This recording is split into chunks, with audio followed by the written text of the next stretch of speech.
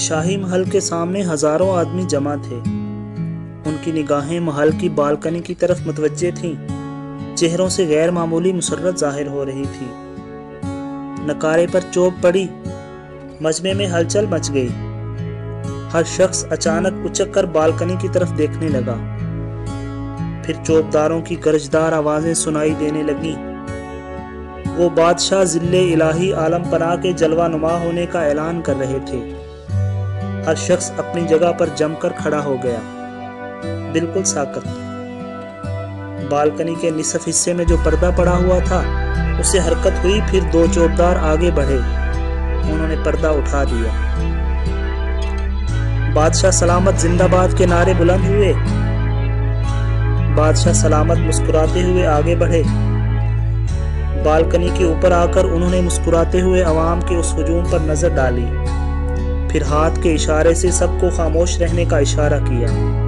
سب لوگ اپنی اپنی جگہ ساکت و جامد حالت میں کھڑے ہو گئے۔ بادشاہ سلامت مجمع سے مخاطب تھے۔ میری عزیز رعایا، ولی عہد کی پیدائش کے مبارک موقع پر میں آپ کو اور اس خوش نصیب ملک کو مبارکباد دیتا ہوں۔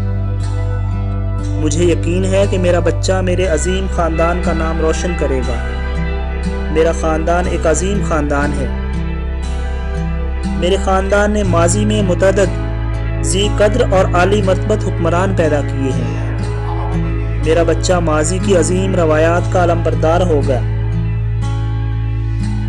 اور اپنے بزرگوں کے نقش قدم پر چل کر خاندان کی صدیوں پرانی روایات کی آبیاری کرے گا۔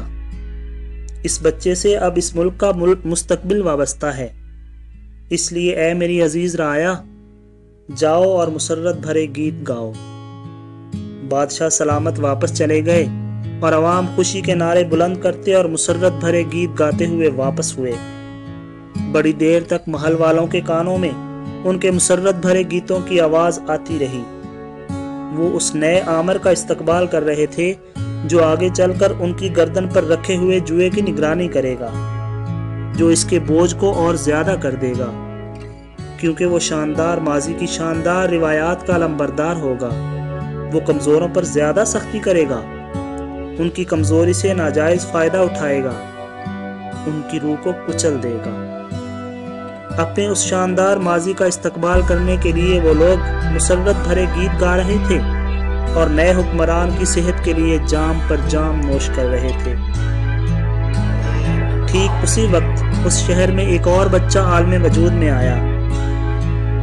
اس وقت جب کہ لوگ ولی عہد کی پیدائش کی خوشی میں گیت گا رہے تھے اور آسمان پر فرشتے ان کی کمکلی کا ماتم کر رہے تھے، ایک پرانے ویران کھنڈر میں ایک بیمار اور نحیف و نزار عورت انتہائی مایوسی کے عالم میں اپنے ننھے منھے بچے کی طرف دیکھ رہی تھی، جس نے اس دنیا میں ابھی چند ہی سانسیں لی تھی۔ یہ عورت سخت بیمار تھی اور کئی دن سے بھوکی تھی۔ دنیا اسے نظر انداز کر چکی تھی، سب اسے بھول گئے تھے۔ بادشاہ نے ابھی کچھ دن پہلے کسی ملک پر حملہ کیا تھا۔ اس عورت کے شوہر کو بھی جنگ میں شریک کیا گیا اور ایک اجنبی دشمن کی تلوار نے اس کا پیارا شوہر ہمیشہ کے لیے اس سے جدا کر دیا۔ اب وہ تنہا تھی، دنیا اسے بھول چکی تھی۔ اس لیے قدرت نے اسے ایک ننھا منھا ساتھی دے دیا تاکہ یہ بچہ اسے روٹی کے لیے کام کرنے سے بھی چند دن کے لیے روک دے۔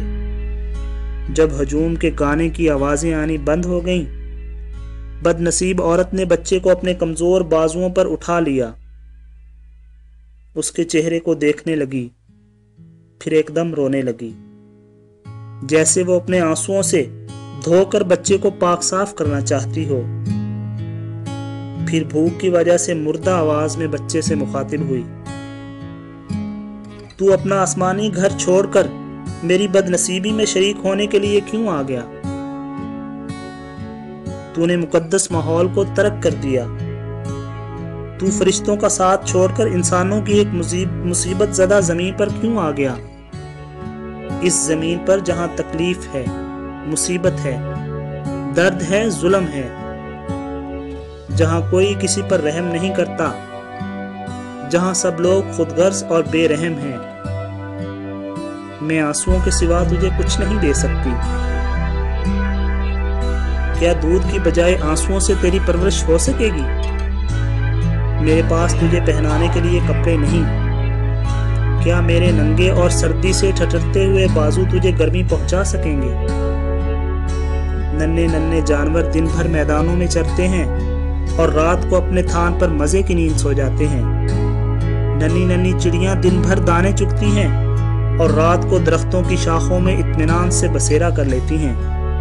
लेकिन मेरे लाल, मेरे जिगर के टुकड़े, बता, मेरे पास तेरे लिए क्या है इस नंगे सर्दी से ठठरते हुए बीमार और कमजोर जिस्म के सिवा? फिर अचानक उसने अपने बच्चे को अपने खुश्क और पिचके हुए सीने से चिमटा लिया और इस तरह भींचने लगी जैसे कि वो अपने और इसके जिस्म को बिल्कुल इसी तरह एक कर देना चाहती हो जिस तरह वो अब से थोड़ी देर पहले थे।